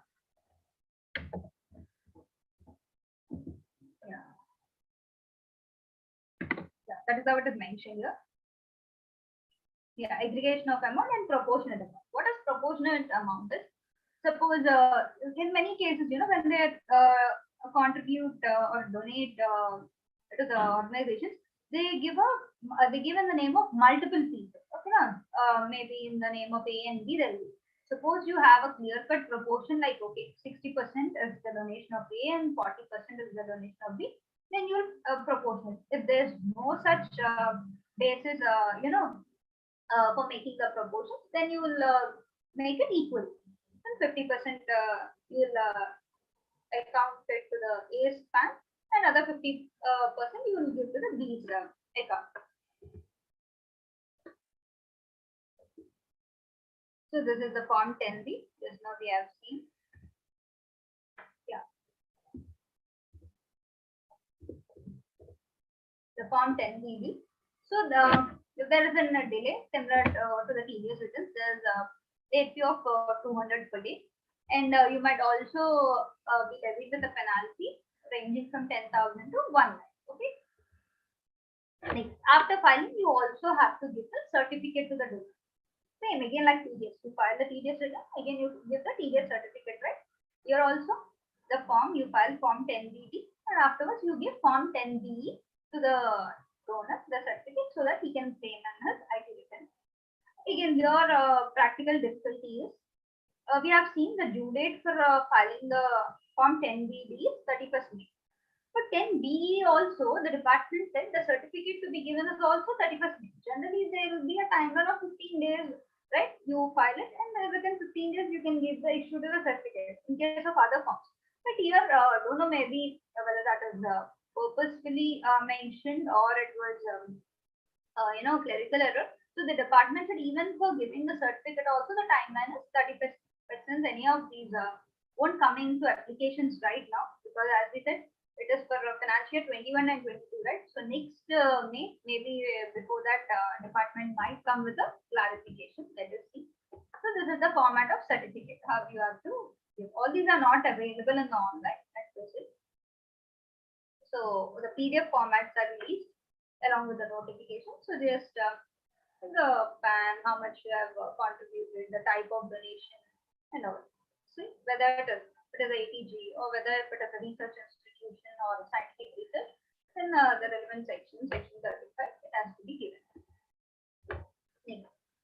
The department also made a provision in Rule 18AB that you can also file a correction statement, because there might be, right, you might have filled in the PAN wrong, or the name might have, there might be incorrect information might be there. Overlooking errors might be. So there's a provision for correction of the form 10BB.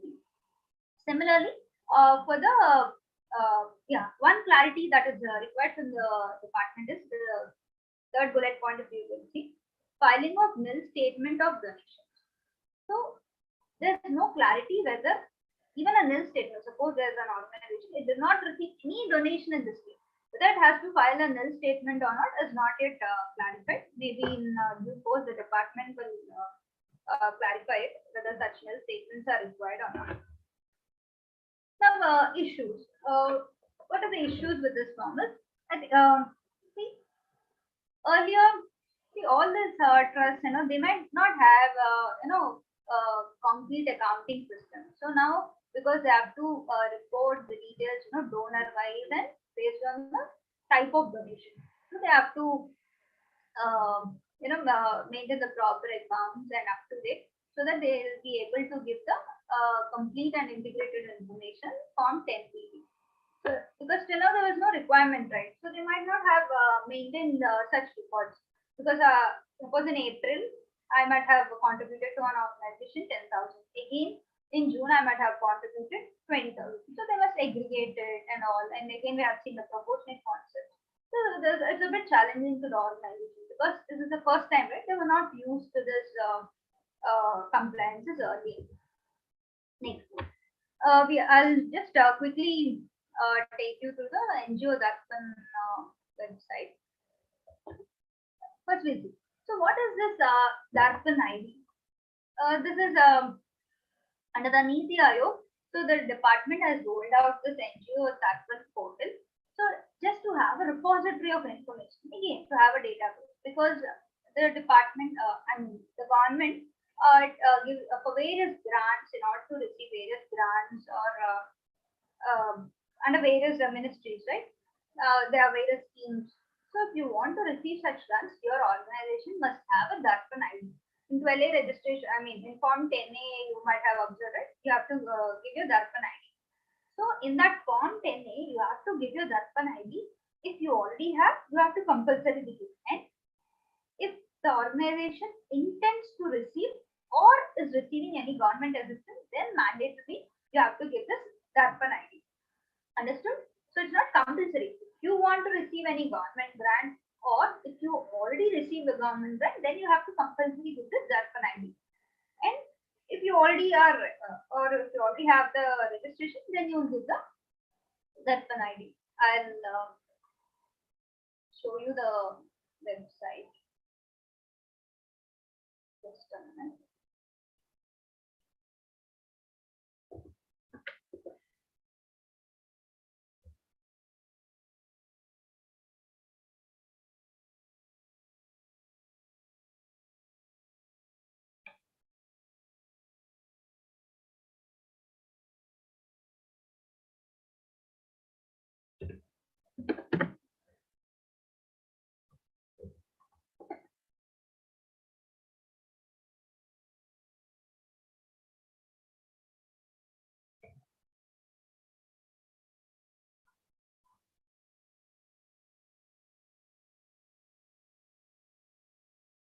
Yeah. I'll change the screen. You can see the Darpan website. I hope it is visible, right? Yes, ma'am. Yes, ma'am. Yeah, thank you. See, here you can see the NGO Darpan is a platform that provides space for interface between the NGOs and key government ministries. So this is a facility offered by the NITI Aayog in association with the National Informatics Center to bring about great partnership between the government and the voluntary sector, and also for better transparency and accounting. So why this registration is required? The government has many various schemes, right? So if it wants to receive any government grant, so it must have a database, right, of your organization. What are you doing? What are your activities? What are your financials?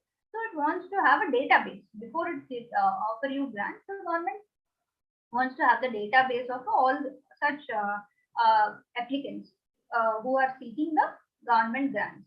So same the registration also. And as I said, every government portal or whatever it be, I said, no, let it be GST or income tax.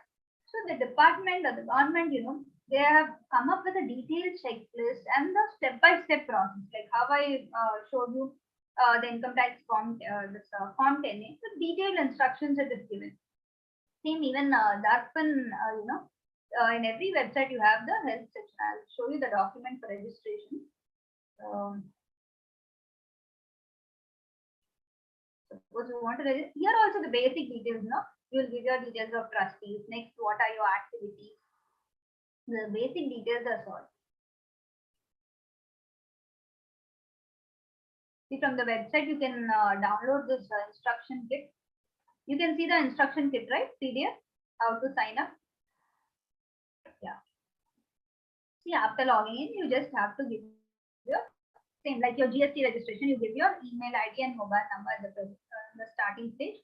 Then after validating, you have to give the contact person details, your organization name, any form, more or less, it has the same particulars. What it will ask the KYC of the trustees, the KYC of your organization. What are your activities? Because the main reason why they are giving you exemptions or grants is so that you will utilize it towards notable causes like towards relief of poor or any good activity you're doing. So it wants to reassure itself that you're meeting the objectives. So any form it asks. So you can go through the details. The screenshots it is given, crystal clear it is. All basic details. All the details of your members and all. So if any of the organizations you're dealing with want a government grant, you can have a Darpan registration with the Darpan site.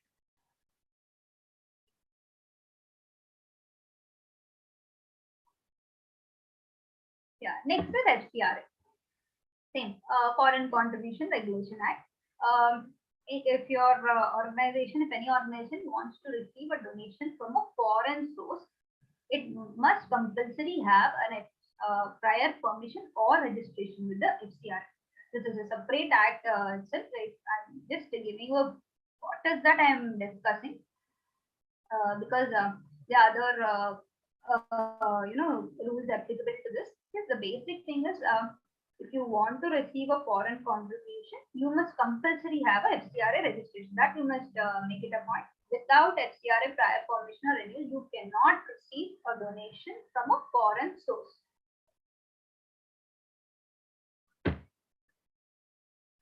Same here also. I'll just take you to the FCRA website. So that,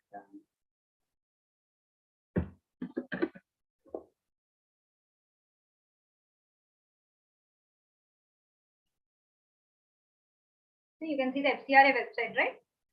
FCRAonline.nic. It's visible, right? FCRA website. Hello.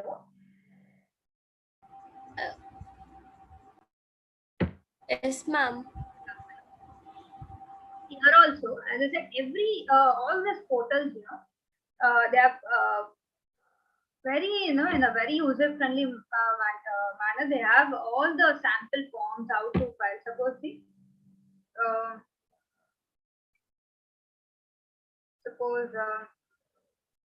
you need some information about this example. You want to apply. Suppose you're seeking registration. It's here. You want an FCRA registration because you have a foreign donor. See how to apply, how to fill the form is here. Everything, the screenshots and the detailed instructions, it is available in the portal itself.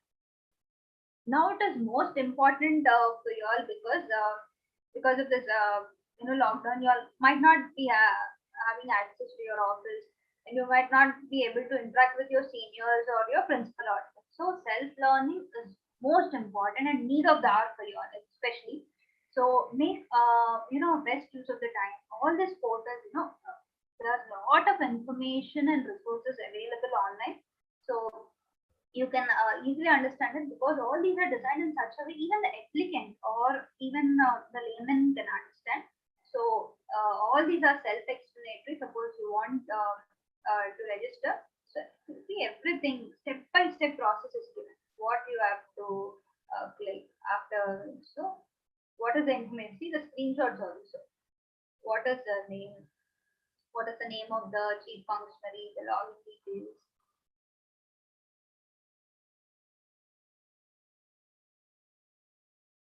As I said again, more or less any registration application asking you the basic details about your trust, the trustees, your objective. So that is common in all the forms. Let it be the income tax forms or FCRA or that one forms. So here you can go through it later. You can note down the website. So with detailed instructions you have.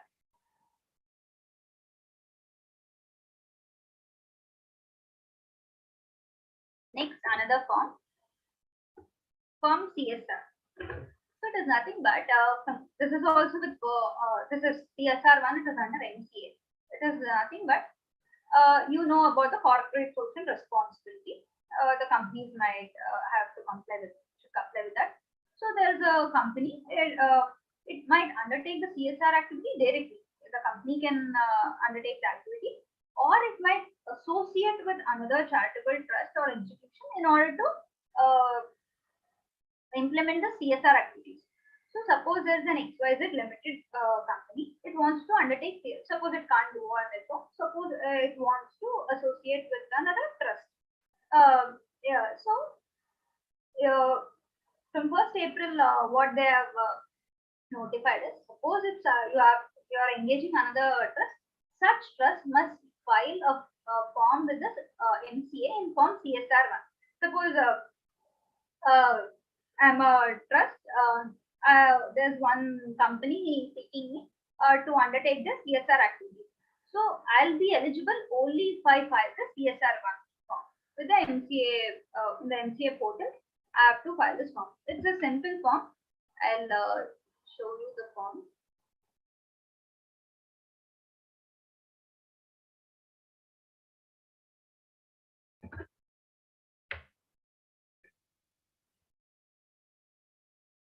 Just the basic details it will ask. Okay, your 12A and ATG registration. Are you a trust, society?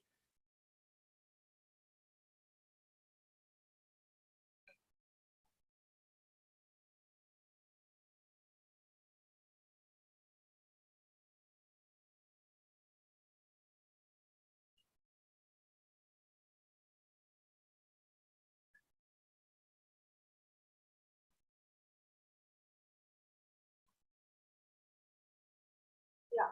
So yeah, this is the form CSR1. So that trust or institution should file. If it is going to receive the CSR funding, then it has to file this application. So just a basic detail. What is your entity? Are you a trust or a society or a company? So basic details, the contact details, the email ID. I'll zoom that. Yeah.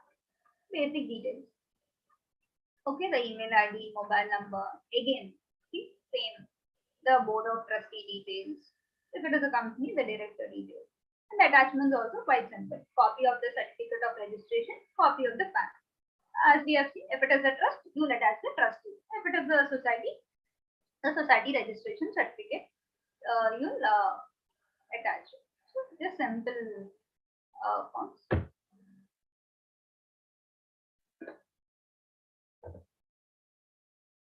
So that is what I have included in the slide. What are the information? So basic details, copy of the PAN card. In the form, you will give the mobile number and email ID, the details of the governing body, and of course, you have to file the form using the DST. And also, it requires to be certified by either a chartered accountant or company secretary or a cost accountant who is a full-time practice. So it might require certification. So we have started our discussion with the background. So we have seen what is the existing position, why there is need for this revalidation and renewal. Then we have seen what are the forms. Form 10A we have seen. Then we have seen Form 10AB. Then we have seen the statement of filing of donations, the Form 10B, the certificate in which you have to give to the donor. Then we have seen the ancillary registration. Whatever we have seen the Darpan, we have seen the FCRA registration, and we have seen the CSR. You could observe why we have touched these particular forms, because in your form for 12A and ATG registrations or renewal, it is asking, right, the details. So in order to just give you an idea what are these forms, I have touched them. That's my presentation on the 12A and ATG revalidation forms and renewal. Before I could close this section, I would just make a small note. Putting aside the subject, we have seen, it is right. As on the slide it is displayed, you always don't need money to help someone. It is the willingness to help. So especially this sector, I'm personally very much connected because at least in this tough times, try to associate with one organization, which is, uh, working for the benefit of, for relief or medical relief. Try to help them with these registrations, right? Where if they are applying for a 12A and ATG renewal, or if such organizations are seeking foreign donations, you can help them, right? So because you being the semi-qualified professional, your help or service need not always be in money. You can contribute to your work, right? And it gives you a lot of satisfaction also. It's a win-win situation, right? On one hand, you will learn the practical aspects, and they also will be benefited, right? So because you see many of the NGOs or something which are really doing well in this tough situation, they might not have access to, or they might have not an idea or awareness of all these benefits available to them, or the compliances. So you can help at least one organization. You can take up an organization in your locality, and it serves as a practical exposure, and also you can help them indirectly with the knowledge you have gained. So as I said in the beginning, also make the best use of your articleship. So articleship period is the most important phase in this whole your CA journey, because learn as much as you can, and seriously don't think that you lost access to your practical work, or because of the lockdown. It's nothing like that. As I've shown you, all the department websites, like the income tax, they have a wonderful resource material available. There are tutorials available. Everything is self-explanatory. Try to learn, take up one concept which where your passion lies in, let it be income tax or GST. All the websites, they have a clear-cut documents with the step-by-step process is given for anything, for registration, for filing of returns. Yesterday also, you'll have seen, right? Filing of income tax returns also. Everything is self-explanatory. How to fill the information, how to file it. Everything is given with screenshots. So make best use of your time. I wish you all the best. I wish all the semi-qualified participants, I hope to see you all soon as qualified chartered accountants. Very all the best. Thank you. Over to the Vikasa team. Thank you, Pravalika ma'am, for excellent deliberation on the today's topic. And we have covered each and every critical issue which will be faced by us while filing of these forms. So we can file without any obstacles. Thank you so much, and thank you also for sharing your valuable thoughts regarding charitable activities. Thank you so much, and I request and our SCASA committee member Anaga to please say vote of thanks. Am I audible, ma'am? Yes. Yes, you are audible. Good evening to one and all. Thank you for giving me this opportunity. It's my privilege to propose vote of thanks speech for this wonderful session on charitable trust, which is very helpful to all our students in this pandemic time. Firstly, I would like to extend my most sincere vote of thanks to our CAK Pravalika ma'am, who have spent her valuable time from her busiest schedule to grace this webinar. Thank you so much, ma'am, for gracing this session on procedure and forms for revalidation of 12A and ATG registration and having your presence here. Your experience makes helpful to many of us in this session. Thank you so much, ma'am, for your contribution. Nextly, I would like to mention my vote of thanks to CA Purnachandra sir, Chairman of Vijayawada branch of ICAI, and CA V Narendra Babu sir, Secretary of Vijayawada branch of ICAI. Thank you so much, sir, for supporting this seminar. Moving on to the main person behind this session, I, being the treasurer of SICASA, would like to thank our chairperson of SICASA and also vice chairman of Vijayawada branch, CA Gaddam Shrita Shireen ma'am, for conducting this seminar. This session is really helpful to all our students, ma'am. Thank you so much for organizing such a wonderful session, and we expect a lot of sessions like this from you, ma'am. Nextly, Thanks to our Sikasa team, V. Sashank Chand, Vice Chairman Sikasa, P. Sai Teja, Secretary Sikasa, Shyamala, Krishna Teja, and Vaibhav, student members of Sikasa. I, being the treasurer of Sikasa, finally thank each and every person who is attending this seminar and spending your valuable time. Thank you so much, guys, for this session and made this as memorable. Thank you, ma'am. Thank you all the students for joining us, and we'll meet in the next session. Thank you one and all. This session is concluded. Thank you, ma'am.